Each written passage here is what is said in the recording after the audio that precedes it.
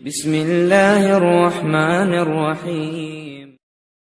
अस्सलामुअलैकुम दोस्तों, मेरा नाम आसिफ खान और आप देख रहे हैं इंडियन मुस्लिम। कुरान की सबसे पहली आयत कहती है कि पढ़ो अपने रब के नाम से, और मोहम्मद सल्लल्लाहु अलैहि वसल्लम ने कहा था कि इल्म हासिल करो। इल्म हासिल करने के लिए अगर तुम्हें चीन भी जाना पड़े तो जाओ।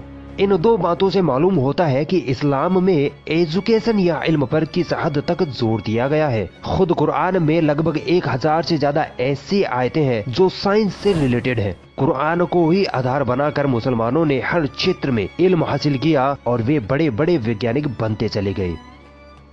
अक्सर मुसलमानों पर ये इल्जाम लगाया जाता है कि मुसलमानों ने दुनिया को कुछ भी नहीं दिया, मगर जब हिस्ट्री के पन्ने पलटे जाते हैं तो हर क्षेत्र में मुस्लिम ही मुस्लिम नजर आते हैं। मुसलमानों ने इस दुनिया को ऐसे ऐसे आविष्कार दिए हैं जो आज भी हम और आप इस्तेमाल करते हैं। साइंस का कोई नामो निशान ना होता अगर मुस्लिम वैज्ञानिक पैदा ना होते। मगर वो कहावत है ना कि जो हुकूमत में होता है वही मनचाहा इतिहास लिखता है। यहूदियों और ईसाइयों ने इस्लाम से नफरत के कारण मुस्लिम वैज्ञानिकों के इतिहास को खूब छुपाया, मगर वो कामयाब ना हो सके। आज मैं आपको 5 ऐसे मुस्लिम वैज्ञानिकों के बारे में बताऊंगा जिनको आज दुनिया झुककर सलाम करती है। मोहम्मद अल गफीकी।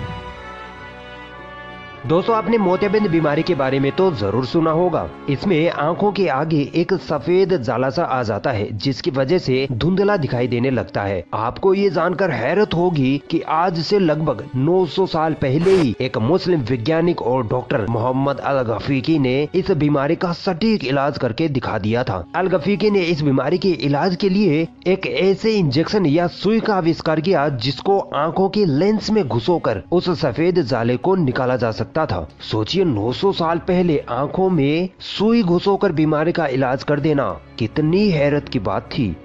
मोहम्मद अल गफीकी आई स्पेशलिस्ट थे और मेडिकल फील्ड में उनका बहुत बड़ा योगदान रहा है। चिकित्सा के क्षेत्र में लिखी उनकी किताबों को आज भी वैज्ञानिक उपयोग में लेते हैं। इनकी इस खिदमत और काबिलियत को देखते हुए सन 1965 में स्पेन की गवर्नमेंट ने इनकी 800वीं डेथ एनिवर्सरी पर इनको सम्मान करते हुए इनकी एक प्रतिमा भी लगाई। नासिर अल दीन तूसी।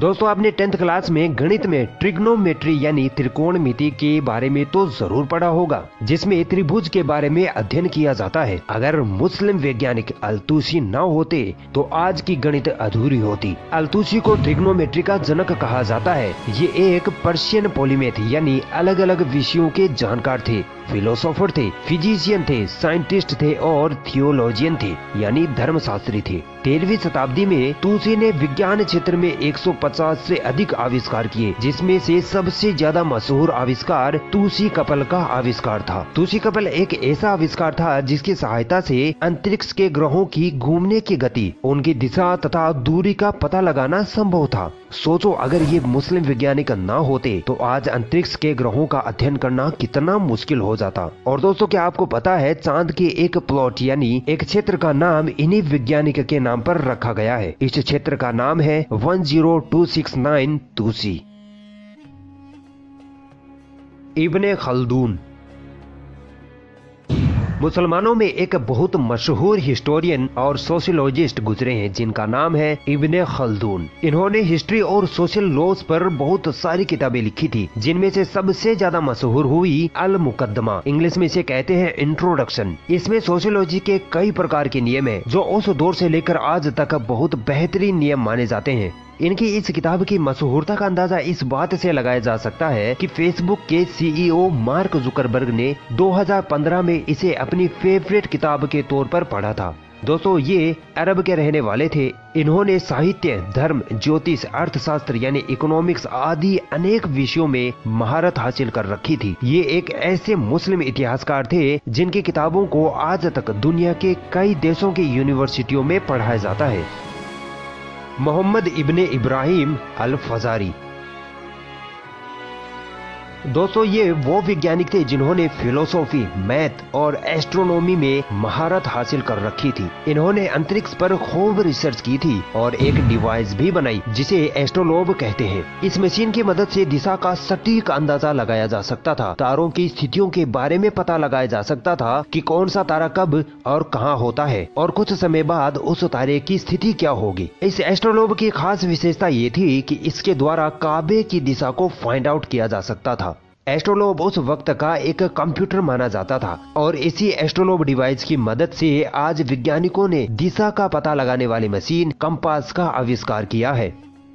दोस्तों आज से लगभग 1000 साल पहले ही इन्होंने घड़ी का आविष्कार कर दिखाया था। बस वो घड़ी आज की घड़ियों से काफी बड़ी हुआ करती थी। इसे एलिफेंट क्लॉक कहा जाता था। इसके द्वारा रात के समय का पता लगाया जा सकता था कि रात का कितना समय गुजर चुका है और कितना अभी बाकी है। दिन का समय तो सूरज को देखकर पता लगाया जा सकता है कि अभी कितनी दोपहर बाकी है, कितनी देर बाद शाम हो जाएगी। मगर रात का क्या पता लगाया जाए, 11 बजे है या 1 बजे है, क्या फर्क पता लगेगा। मगर 1000 साल पहले ही इस मुस्लिम वैज्ञानिक ने ये डिवाइस बनाकर इस कारनामे को अंजाम दे दिया था।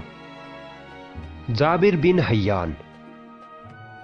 अगर किसी सभ्यता या किसी इंसान की उपलब्धियों को गुमनाम करना होता है तो उसका नाम बदल दिया जाता है। ऐसा ही मुस्लिम साइंटिस्ट जाबिर बिन हय्यान के साथ हुआ। अंग्रेजों ने जाबिर बिन हय्यान का नाम बदलकर गेबर कर दिया, जिसकी वजह से सदियों तक ये बात ओझल रही कि गेबर यानी जाबिर बिन हय्यान एक मुस्लिम साइंटिस्ट थे।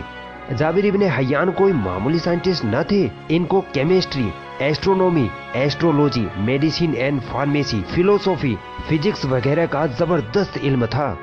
आप ये सुनकर हैरान रह जाओगे कि आज हम जो विज्ञान वर्ग में केमिस्ट्री पढ़ते हैं वो इन्हीं की देन है। इनको केमिस्ट्री का जनक, फादर ऑफ केमिस्ट्री कहा जाता है। जाबिर इब्ने हय्यान ने कई प्रकार के केमिकल्स का आविष्कार किया, यहाँ तक कि तेजाब का आविष्कार भी इन्होंने ही किया था। दोस्तों केमिस्ट्री में अलग अलग प्रकार के रसायनों को विभिन्न प्रकार के इंस्ट्रूमेंट्स यानी उपकरणों में मिलाकर जो एक्सपेरिमेंट किए जाते हैं, ये एक्सपेरिमेंट करने का तरीका भी जाबिर इब्ने हय्यान का ही दिया हुआ है। और इन एक्सपेरिमेंट में जो उपकरण इस्तेमाल किए जाते हैं वो जाबिर इब्ने हय्यान ने ही तैयार किए थे, जो आज तक साइंटिस्ट यूज कर रहे हैं। जाबिर इब्ने हय्यान ने केमिस्ट्री को एल्केमी कहा था, मगर बाद में यूरोपीय वैज्ञानिकों ने इसे बदलकर केमिस्ट्री कर दिया ताकि मुसलमानों के आविष्कारों को छुपाया जा सके।